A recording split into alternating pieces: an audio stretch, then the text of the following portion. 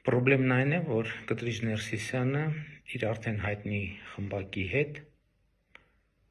պղծության շղթաների մեջ է կալանել մեր սրբության սրբոցը Մայրաթոր Սուրբ Էջմիածինը։ Նրանք ամենևին մեր Տեր և Ուսուցիչ Հիսուս Քրիստոսի ուսմունքը և վարդապետությունը չեն տարածում, այլ տարածում են պղծություն, կոռուպցիա, քրեական ենթամշակույթ։ Մեր սրբության սրբոցի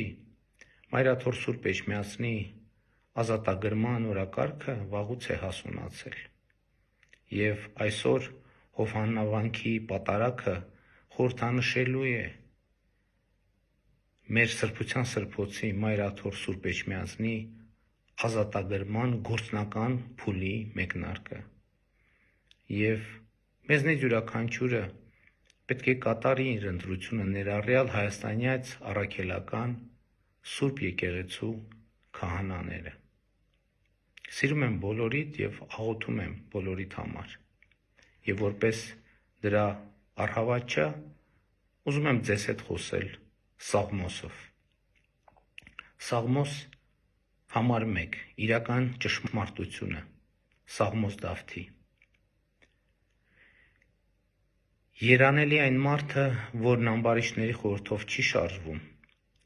մեղավորների ճանապարհին ոտք չի դնում և հանցագործների հետ համախոհ չի լինում, այլ հաճույք է ստանում Տիրոջ օրենքներից և գիշեր-ցերեկ խորհում է նրա պատվիրանների մասին։ Նա նման է ջրերի հոսանքի վրա տնկված ծառի, որ իր պտուղը ժամանակին կտա, իսկ նրա տերևը չի թափվի, և ամեն բան, ինչ էլ որ անի, կհաջողվի նրան։ Այսպես չեն ամբարիշտները, այսպես չեն, այլ նման են հողմափոշու,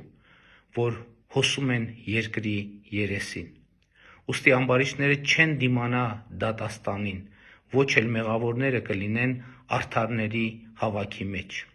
քանզի Տերը գիտի արդարների ճանապարհները, իսկ ամբարիշտների ճանապարհները կորստյան են տանում։ Փառք նահատակներին և կեցցե Հայաստանի Հանրապետությունը։